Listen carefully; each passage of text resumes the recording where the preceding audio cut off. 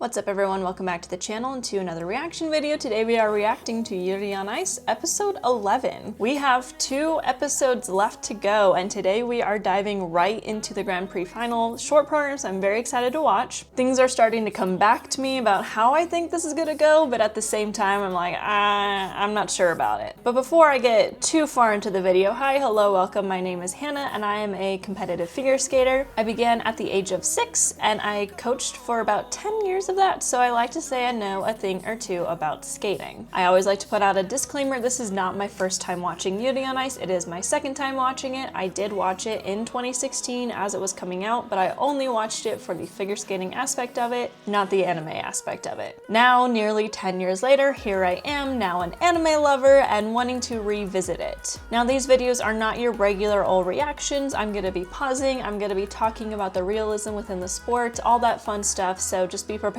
for lots of me chatting. But I'm genuinely really excited to see what happens next. I know it's gonna be like the short program. Short program at Grand Prix Final goes by so fast because there are only 6 skaters, meaning that there's only one warm-up group. It is done in less than an hour and it's so high paced, so high stressed. It is crazy. It's one of my favorite competitions to watch of the season just because it's your top 6 from the Grand Prix. Like, these are people who are doing very well this season so far and they're all competing for the chance to say they are the Grand Prix final champion heading into the second half of the season. So it's super, super important, but I'm really looking forward to seeing what happens next. I am getting a little bit sad as I creep closer and closer to the end of the season because if I'm remembering correctly, I feel like it ends on somewhat of a cliffhanger and we're not getting anything else.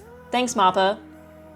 But we're gonna dive right in, but before we do, don't forget to like the video, subscribe to the channel, and leave a comment your thoughts on today's episode. Also, if you're interested in watching these episodes early and unedited, I do have a Patreon that's also going to have some exclusive reactions soon, like Dandadan and Sakamoto Days, which are both starting in just a few weeks. So if you're interested in supporting me on Patreon, go to the link in my description, I would greatly appreciate it. You can also follow me on my social media. I'm at Hannah Malay on Instagram and TikTok, and at lookingnerdy on X. But with that, let's get into it. We're not starting with the opening, we're diving right into this, holy moly. By the skin on his teeth.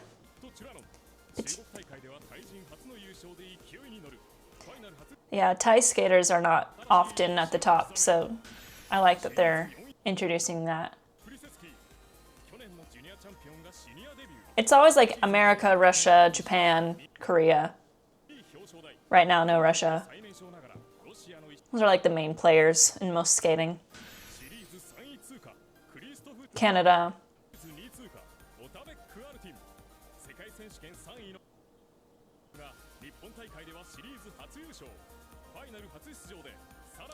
It's very common for the medalists from the previous worlds to be expected to do very well in the Grand Prix and be in the top. Like, the normal expectation would be that Chris, who came in second at Worlds, would win this, and Otabek, who got third at Worlds, would be second here, since Victor is not competing.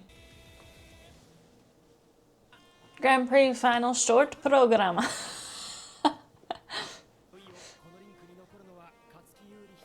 He'll skate first, since he qualified last. That's how they do it. They take what order you qualified and they flip it. So if you qualified 6th, you skate first. If you qualified first, you skate 6th. Just because they're married. Oh God, that's your sister.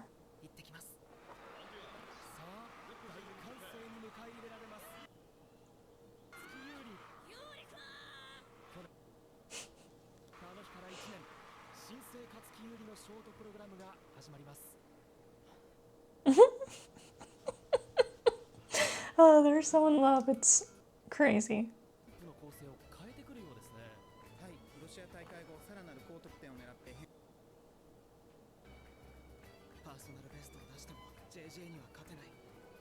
Did they actually get... I'm gonna have to look that up after the end of this.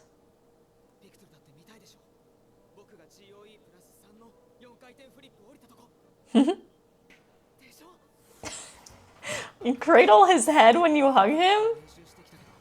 Bro, just get married already. He seems very calm, but not like... That was a good triple axel animation. Very nice. Nobunari Oda? Is that actually him?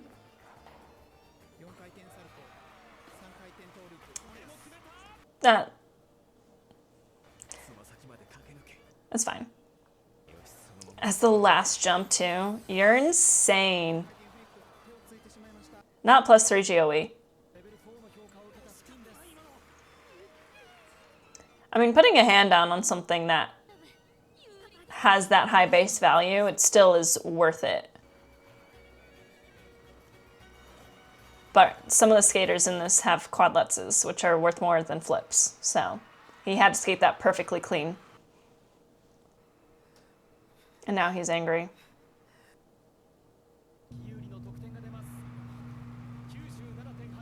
Jeez, they hosed him. I don't think I agree with that getting so many points less than at Ross Telecom because he just put his hand down. It should be around the same as what he got at Ross Telecom, but it's okay. Like, a hand down will make your points go down, absolutely, but not as much as they're making it out to be.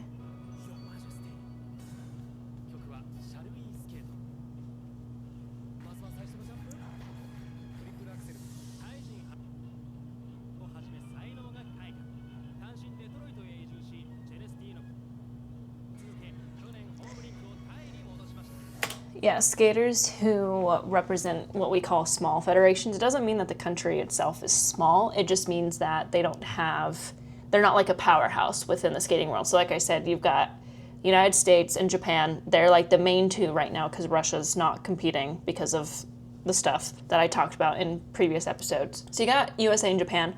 They're like kind of known for being fairly well-rounded. Like, we've got players in every single discipline. The US has...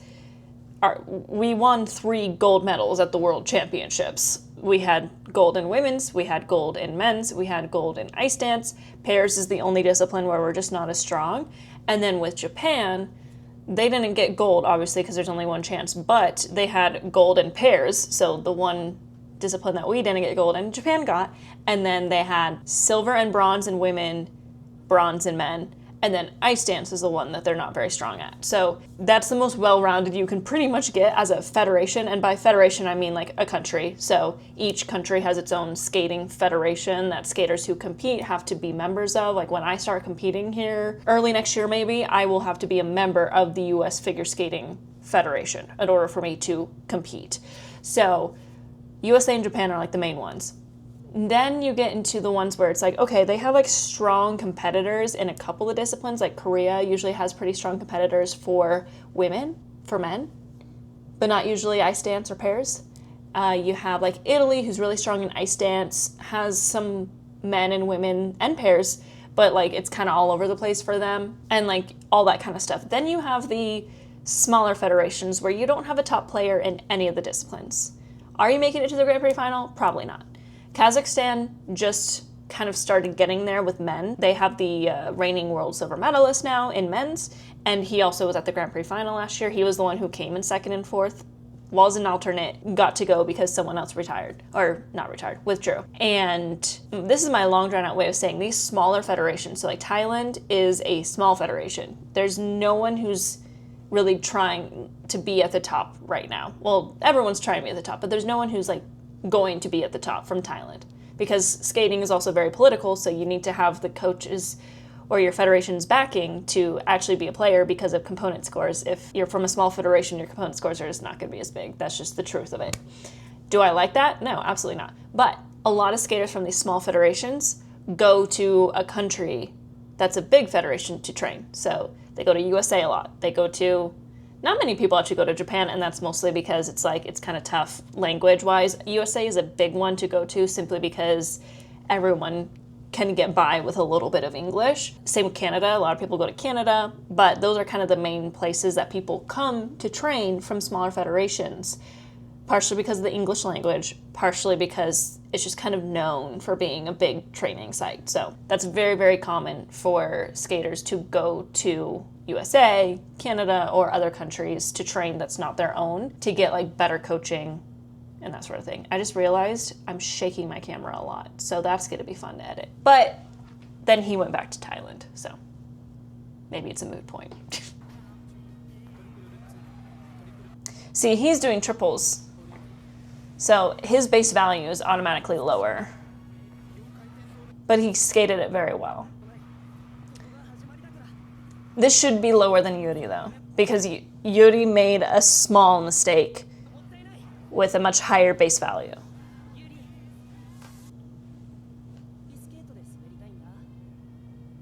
Are those hamsters?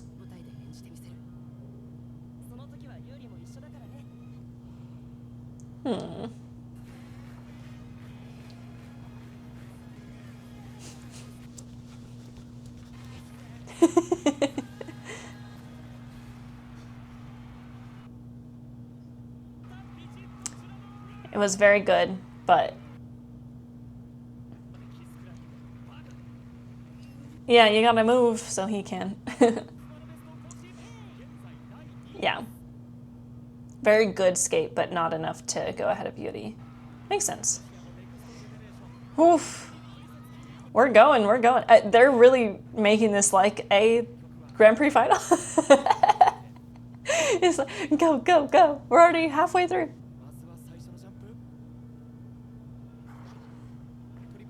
Ooh, a Tano triple axel. This is called Tano because Brian Boy Tano made it popular. Putting one arm above their head while they jump. That's actually very hard. Oh, he that's so Russian of him. So, the Russian, especially the women, Russian, that's a really weird place to pause. Okay. The Russian women are very well known for doing a Tano on every single jump. Like, that hand goes over their head on everything, and it's likely because they're probably literally trained to do that when they're starting to learn jumps. So putting your arm over your head does get you extra points. It's supposed to add to your rate of execution because it's more difficult and it looks nicer than just regular in-air positions. But the Russians, so commonly known to abuse those kinds of systems to get extra points, they made it so that I believe you can only get positive grade of execution for it for one jump. If you do it on every jump, then they have to just not pay attention to it because it's like pretty much proving that you trained so that you did it. It's difficult because when you train to do a jump a certain way where you put your hands right here, having an arm go up like this or both arms go up like this completely changes your center of gravity. So some people have to completely relearn a jump in order to be able to put their arm above their head, especially one, because you're still like, what do I do with this arm? If you do two, some people say they like it better with two. I can do a Tano on like an axle, although I could. We'll see once I get back on the ice here in a couple of weeks how my axle goes. But that being said, it is supposed to get you extra points. And for a while, it could get you extra points on every single jump that you did it on. But then it's kind of like how most of these skaters are also backloading their programs by putting all of their jumps in the second half to get a bonus for every single jump. That was also made popular by Russians. And it got outlawed because they were like manipulating the system for points, essentially. So the Tano only working on one jumping pass, and in your short program, you can only get bonus for one jumping pass as well. So even if you put all three in the second half, you'll only get a bonus for one of them. So all of that, both of those rules were set in place because of Russian skaters. So it's like, okay, Yurio, of course you're the one who's doing it. Oh, and he did a Rapon. So Rapon is two arms over the head, made popular by Adam Rapon. So this will go ahead of Yuri because he skated perfectly clean. And they hosed Yuri.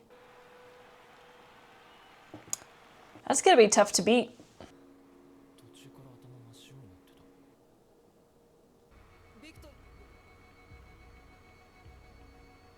Uh-oh. Trouble in paradise? Right after you get married? Come on now. Oh. So I've talked a lot about how this show is very dramatic compared to Medalist. If you want to see my reactions to Medalist, I'll put the playlist in the description. these scores, they're getting a little bit crazy because, like I said, I felt like Yuri's score should have been higher because he scored what, like 111 at Ross Telecom, like 113, something like that, with a perfectly clean short program with both quads and the axle all after the halfway mark, right? In this short program, Yuri did the same thing, except he upped the base value from a toe loop to a flip, which is, I can do a breakdown of all scoring. I think it's like around a 2 to 3 point difference off the top of my head. Him putting his hand down would only cost him maybe a point from that. So in my opinion, his score should have been well over 100 still. Because if we're now looking at what Yurio just did with 118, that's a world record. like what we're staring at right now with these subtitles. But that's kind of crazy. That's just like so extreme on both ends. Like Yuri had, which I guess is kind of like figure skating, honestly. And it's also, I'm gonna get into some of the politics of skating. It is very common for Japanese skaters to get less component scores, even though they are all around, and I will say this until I'm blue in the face, they are always all around the best skaters. Always. Whatever they do in Japan with teaching skaters fundamentals, with the skating skills, the speed, everything about like their fundamental skating is best in the world. They do perform. People try to say they don't. It really bothers me when they're like, the Japanese skaters don't really perform. I'm like, they do. What are you talking about? It doesn't have to be like over the top all the time, but if they're like really like stretching through their fingertips and they've got some like look that's just not this on their face, that is performance. Anyway, Japanese skaters constantly get the short end of the stick with scoring, while Russian skaters always, I swear there's funny business happening, because the fact that, especially, we call them Eteri skaters, Eteri Tupteretsi, who's like the most well-known Russian coach of women skaters in Russia. Obviously, I said Russian coach in Russia. Redundant. Anyway, they will come from junior, and literally, it's a well-known fact. When you skated in junior 1 year, you have your first senior season, your component scores are going to be lower because you do not have the experience. You usually skate still very juniorish. It takes you a few years to really break into the senior level of skating. But somehow her skaters would show up the next year. Like they'd win junior worlds, and then the next year they'd win senior worlds with the highest component scores. Like, tell me that isn't sketchy AF, because no other skater with any other federation or coach gets that. They all have to, like, it's like a rite of passage. You do really well in the junior scene, unless you show up with like flawless, the most difficult, which like does happen a little bit, but then if you show up with flawless, the most difficult program, you should still be getting lower component scores than the skaters who are actually good at skating.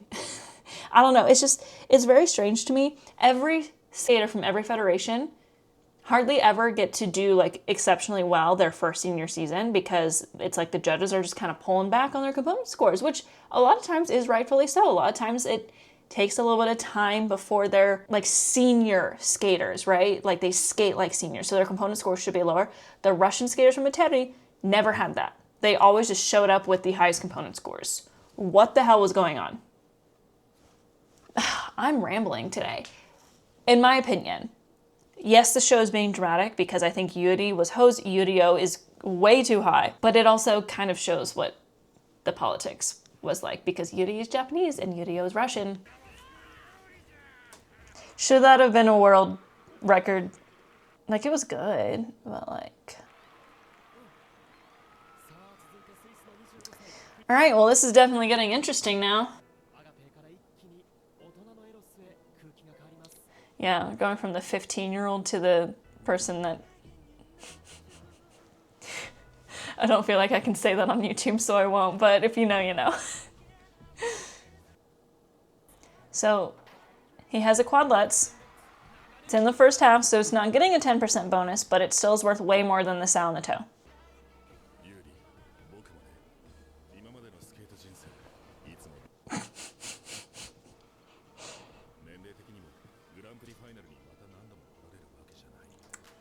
That is true of figure skating. He's only 25, but He's definitely at the end of his career. Now we're in the second half.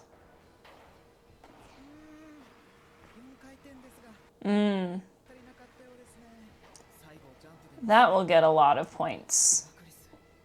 Because under rotations at this time in 2016, an under rotation would get you a 70% base value of the jump. So your base value goes down and you are forced to have... He should be behind Yuri.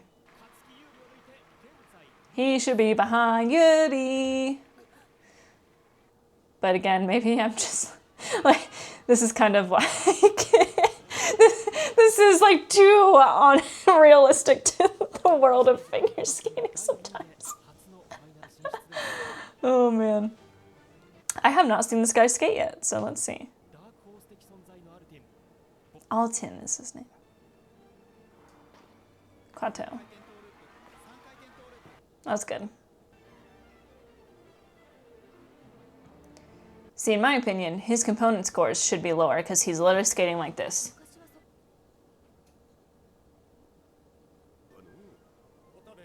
But only in, like, one part of components. It's hard to call skating skills with an anime, so I stay out of that.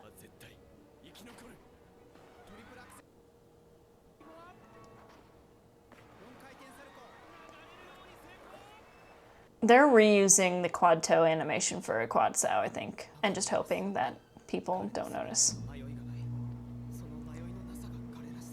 See, personally, I think this should go behind Yuri.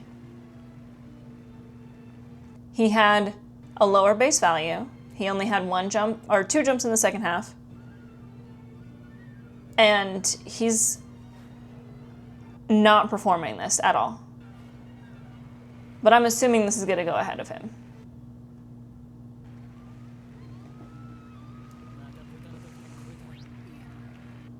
He just put his hand down, that's all.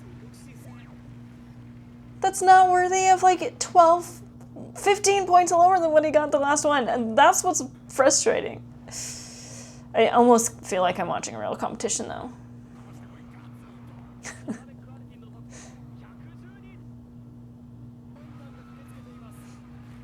It's like, I will say this is very dramatic for figure skating, but also like it's actually making me feel the way I feel about scores in figure skating sometimes.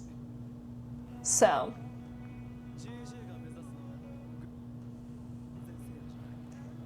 The Japanese skaters are always underscored. It's so frustrating.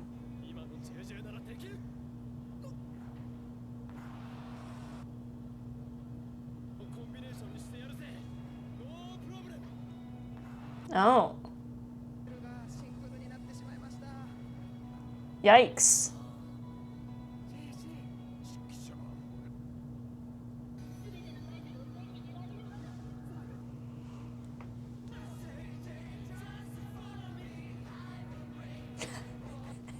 Just like sobbing in the audience and singing along. It's so funny. I mean, even if he does a very good quad triple combo here, if they put him ahead of Yuri, I'm gonna be like,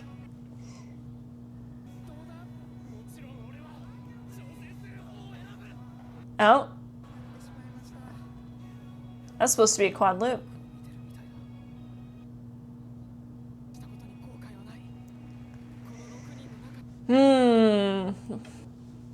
Well, that's too bad.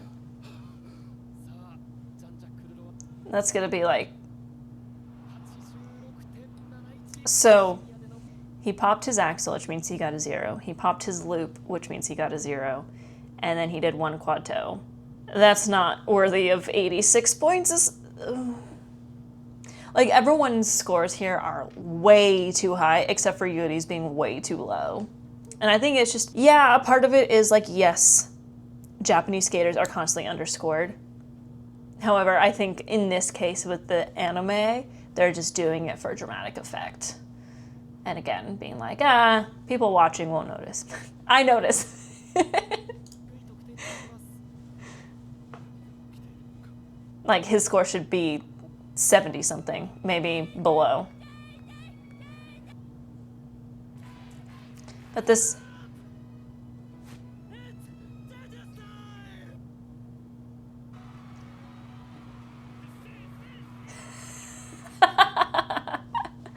All right, so there's your short program. Is there an end credit scene here?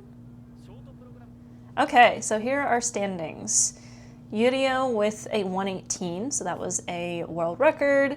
Otabek with a 112, which is also very good, and Chris with a 102. So Yuri's in fourth, and he's only 5 points off of Chris. So he definitely has the chance to skate a clean program and be on that podium.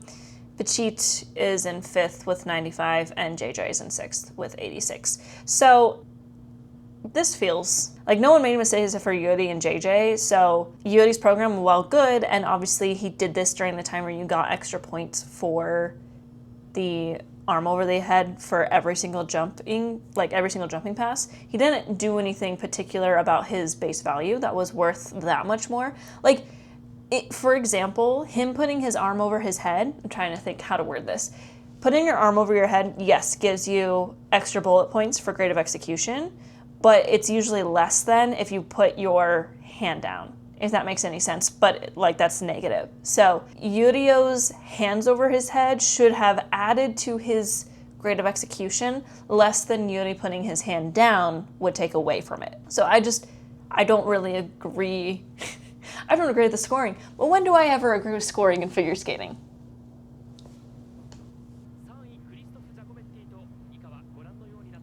Did Chris make any mistakes? I don't think he did. He has a quad lutz. Which again, like, the base value of quad lutz is more than like a quad toe after the halfway mark. Wow.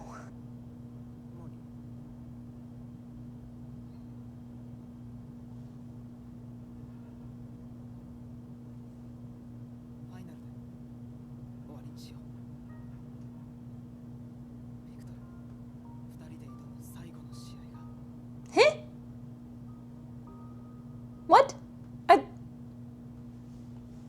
I mean, it's kind of hard to be like interested in that because I know we're not getting the end of that because Mappa. Anyway, okay, so I feel like I kind of touched on everything that I felt with this. It's interesting because, again, it's like, I think for dramatic effect in the story, yes, the scoring is off, but also in real life, scoring can be off. It's a fundamental issue that skating has. And the problem is there's no real way to combat it. There's no real way, like, I can't think of a way where we can make the scoring better. I mean, we could take away all of the parts of the scoring that's just like subjective from judging, but the problem is the sport itself is subjective. So you can't fully take away that subjectiveness from the judging system. Like, there needs to be some of that to have some kind of like interest. Because if you take away all the subjective, it's literally just going to be a competition of who can skate the cleanest, right? So having that subjectivity allows for those skaters that maybe have somewhat of an issue or not as good at technical, still have a chance of doing well because they're artistic or something along those lines. Making the scoring system completely objective would make skating not fun to watch anymore because it would just be about who can do the highest base value the best. So it's really hard to say. It's just more of this is like an age-old issue with the scoring system, is that it favors certain types of skaters over others, and it's disagreeable by a lot. On one hand, I'm like, yeah, this was super unrealistic because Yuri should have scored way higher than that, and Yurio was fine. Like, he shouldn't have a world record with what he did. But on the other hand, I'm like, well, Yurio's Russian, Yuri's Japanese. That is fairly realistic to what was happening in 2016. With women, though, the thing is, too, like, in the real world, men skating, the Russian skaters were never able to, like, do what the women do. In men's skating, they make way more mistakes. From Russia, it's the women who are just like machines that just go out and skate clean every single time. So anyway, this one's a long one, so I'm gonna end it there. But thank you so much for watching today's video. We're gonna dive right into the season finale, the series finale. It still hurts. But if you like this video, don't forget to like the video, subscribe to the channel, and leave a comment your thoughts. And I will see you all for the finale. Mata ne.